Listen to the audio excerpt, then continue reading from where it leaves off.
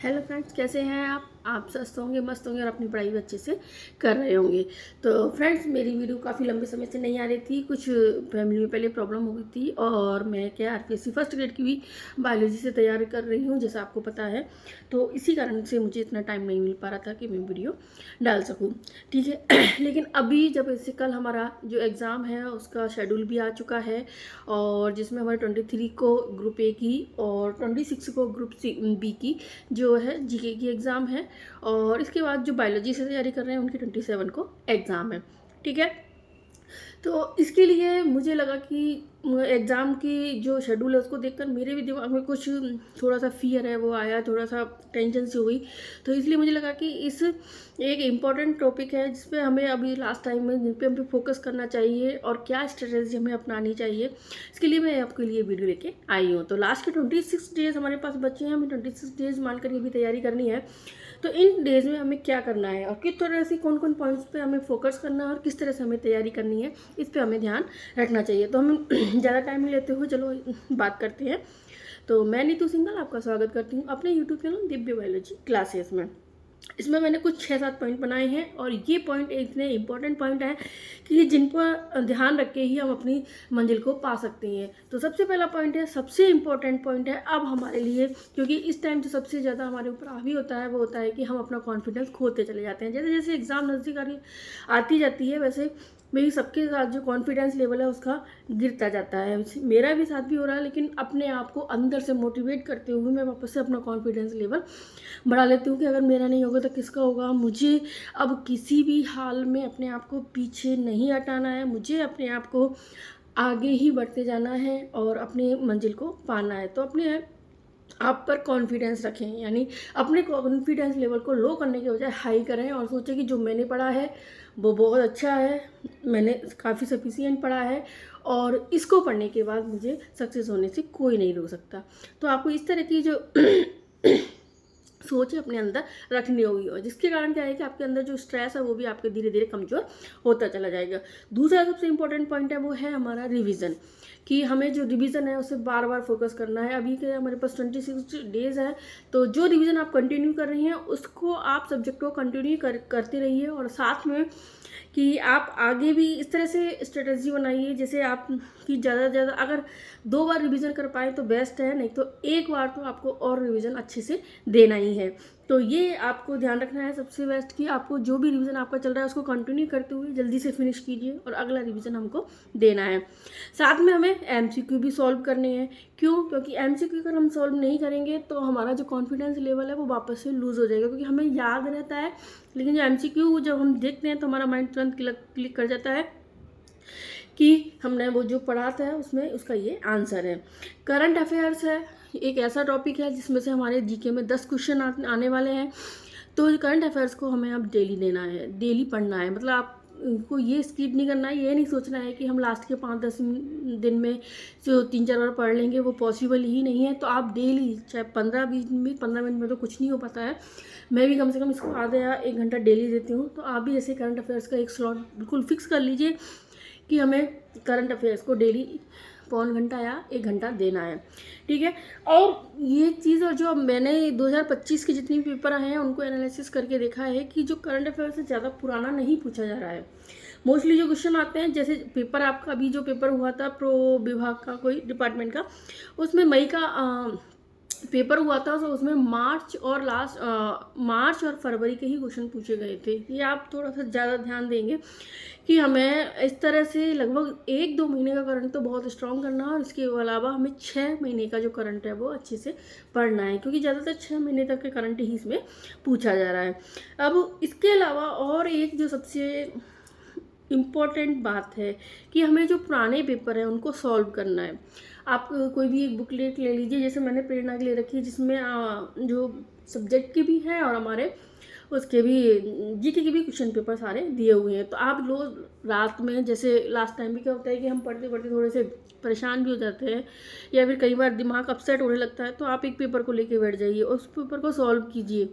इस तरह सॉल्व कीजिए जैसे आप एग्ज़ाम हॉल में सॉल्व कर रहे हैं, और जब आप पुराने पेपर को जहाँ पे उसके आंसर नहीं हो, इस तरह का पेपर जो बैंक है वो आपको लेके आना है। तो आप उसको सॉल्व करिए, पूरा सॉल्व करने के बाद आंसर की मिलाइए और ईमानदारी से सॉल्व करिए कि जो क्वेश्चन आपको स्किप करना है वो स्किप करिए, जो क्वेश्चन नहीं आ रहा है वो नहीं आ रहा है, जो क्वेश्चन आपने गलत कर दिया है उसको गलत में ही काउंट करिए और उसके बाद देखिए कि आपके कितने मार्क्स आ रहे हैं। और इस तरह से मेरे हिसाब से मॉडल पेपर को सॉल्व करने या फिर अगर टेस्ट सीरीज़ में आपके नंबर करवाएं तो उनको सॉल्व करने से अच्छा है कि हम पुराने पेपर को बार बार सॉल्व करें, क्योंकि जो पेपर का पैटर्न होता है वो टेस्ट सीरीज़ और पुराने जो पेपर है उसमें डिफरेंस होता है। पुराने पेपर आरपीएससी का जो पैटर्न है उसी के अकॉर्डिंग होते हैं, उसमें कोई थोड़ा बहुत डिफरेंस आएगा, ज़्यादा फर्क नहीं आएगा। तो हमें पुराने पेपर है वो सारे के सारे सॉल्व करने हैं, ज़्यादा भी नहीं। तो हमें 4-5 साल तक के जो पुराने पेपर है उनको रोज़ मतलब 3-4 दिन में एक पेपर ले लीजिए, फिर उसको सॉल्व कर लीजिए, फिर उसको देख लीजिए। तो आपको जब आप अच्छे से और अच्छे क्वेश्चंस कर पाएंगे तो आपको कॉन्फिडेंस लेवल अच्छे से बढ़ता चला जाएगा। इसके साथ है और इसमें हाँ एक इम्पॉर्टेंट बात तो है कि ये जो हम पुराने पेपर सॉल्व करते हैं ना तो उसमें हमें एक बेनिफिट और मिलता है, क्योंकि आरपीएससी में ज़्यादातर क्या होता है कि जो पुराने क्वेश्चन है वो रिपीट होते हैं। 30 से 40% मैटर है वो रिपीट होता है। मैंने कई बार कई क्वेश्चंस को देखा है कि वही पुराने क्वेश्चंस में रिपीट हो रहे हैं। तो पुराने पेपर के सॉल्व करने से हमें ये भी बेनिफिट मिलेगा कि कोई क्वेश्चन अगर वापस से आता है तो हमारा एज इट वो सही हो जाएगा। जो टॉपिक या सब्जेक्ट अभी तक हमने पढ़े हैं उनको ही हमको वापस पढ़ना है, नया टॉपिक हमें कोई भी नहीं पढ़ना है। अगर जो आपसे छूट गया वो छूट गया, जो पढ़ना है उसे पढ़िए और उसी को बार बार रिवाइज करिए। अब मत सोचिए कि ये जरूरी है, ऐसा सोचिए कि जो मैंने पढ़ लिया उसमें हम ज़्यादा अच्छे से कर पाएँ। ठीक है, यूट्यूब की वीडियो हमें ज़्यादा से ज़्यादा नहीं देखनी है, क्योंकि यूट्यूब की वीडियो हम देखते हैं ना उसमें हमारा थोड़ा सा भटकाव पैदा होता है। हाँ, आपने जैसे किसी सर की वीडियो देख रहे हैं, जैसे आप किसी की जियोग्राफी के, पॉलिटिकल की है, किसी के एमसीक्यू देख रहे हैं, करंट अफेयर्स देख रहे हैं, तो उसी एक चैनल को फॉलो करिए।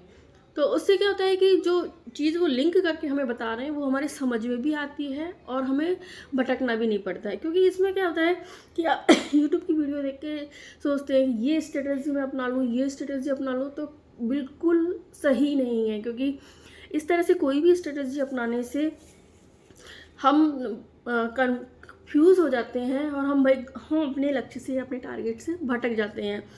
तो इस तरह तो पढ़ने के बाद हमें इतना तो समझ में आता है कि हमें कौन सी स्ट्रेटजी अपनानी है। हाँ, हमको कभी लगता है किसी भी जिसने अभी पहले एग्ज़ाम दिया है और वो पास हो चुके हैं या फिर किसी की ऐसी स्ट्रेटजी है जिसको देख के हमें लगता है कि हाँ इस तरह की ये पॉइंट है, काफ़ी हकीकत बता रहे हैं, तो उन चीज़ों को आप देख सकते हैं जिससे हमें थोड़ा समझ में आए कि हम ऐसे आगे कर सकते हैं।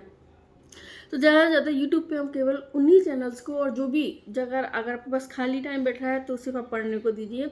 आप कोई काम कर रहे हैं, खाना खा रहे हैं, गृहिणी हैं जो खाना बनाती हैं और भी कोई काम करती हैं, तो आप वीडियो वगैरह देख सकते हैं। ठीक है, और सबसे इम्पॉर्टेंट पॉइंट हमें ध्यान रखना है कि जो भी स्ट्रेटजी फॉलो करो वो अपनी स्ट्रेटजी फॉलो करो, क्योंकि सबकी कंडीशंस अलग होती है, सबका माइंड अलग होता है, सबके जो सोचने की शक्ति अलग होती है, सबकी करने की शक्ति अलग होती है। इसके लिए जो स्ट्रेटजी होनी चाहिए ना हमारी, वो अपनी होनी चाहिए। अब जैसे भी है, सुबह जैसे आपने 5-10 मिनट वॉक कर रहे हैं, चाय वाय बना रहे हैं, तो आप सुबह सुबह सोच लीजिए कि आज मुझे कैसी स्ट्रेटजी, आज मुझे क्या टॉपिक पढ़ना है, कैसे पढ़ना है, और या फिर आप पूरे महीने की जैसे स्ट्रेटजी अपनी रखिए, क्योंकि आपको पता है आपने कितना पढ़ लिया है, कितना नहीं पढ़ा है, और आप इसको आगे कैसे हैंडल कर सकते हैं। तो स्ट्रेटजी केवल अपनी बनाइए, अपनी स्ट्रेटजी ही फॉलो करिए, दूसरों के पॉइंट को लेकर फॉलो कर लीजिए, लेकिन स्ट्रेटजी अपनी बनाइए। जैसे मैंने अभी फॉलो कर रखी है कि मैं अभी बायोलॉजी में और जीके पेपर दोनों का रिवीजन कर रही हूँ। उसके बाद मैंने सोच रखा है कि 1 से 5 तारीख या 1 से 10 तारीख तक मैं खाली केवल एमसीक्यू ही सॉल्व करूँगी, फिर उसके बाद वापस से रिविज़न करूँगी। तो ये अपनी अपनी स्ट्रेटजी है। कुछ सोचते हैं कि एमसीक्यू साथ में सॉल्व करें और उसके बाद फिर आगे हम अपनी पढ़ाई रिवीजन को दे देंगे। तो इस तरह से आप कैसे भी अपनाओ, लेकिन जो सहूलियत लगे, जो आपको अच्छी लगे, उसी तरह की स्ट्रेटजी आपको अपनानी है। तो इस तरह से ये पॉइंट फ्रेंड्स कुछ पॉइंट्स हैं जिनको हम ध्यान रखेंगे तो हम अपना बेस्ट दे सकते हैं। और इसके अलावा सबसे ज़्यादा ज़रूरी है ऊपर वाले पे विश्वास रखो, क्योंकि वो ही है, हमें सिर्फ कर्म करना है और मेहनत, और उसका फल वही, मेहनत करनी है, फल वो ही देने वाला है। तो परिणाम की चिंता बिल्कुल मत करो। और इसके अलावा एक अच्छी गुड न्यूज़ भी सुनने में आ रही है कि शायद हो सकता है हमारी एग्ज़ाम में जो पद हैं, पोस्ट हैं, वो बढ़ जाएं। हालांकि जो पढ़ने वाले स्टूडेंट, हालांकि मैं खुद ये सोचती हूँ कि एग्ज़ाम की डेट नहीं बढ़नी चाहिए, केवल पोस्ट अगर बढ़ सके तो बहुत अच्छी बात है। तो इसके लिए हमें बहुत अच्छा बेनिफिट मिल जाएगा। तो फ्रेंड्स इस तरह से आप स्ट्रेटजी अपनाकर, इस तरह के कुछ पॉइंट्स आप ध्यान रखकर आप बेहतर से बेहतर दे सकते हैं। तो अभी फ्रेंड्स आगे मेरी वीडियो शायद एग्ज़ाम के बाद ही आएगी। एग्ज़ाम के बाद मिलते हैं पेपर सॉल्व करने के साथ कि कौन कितना अच्छा पेपर कर पाता है। तो बेस्ट ऑफ लक सभी को। Thank you.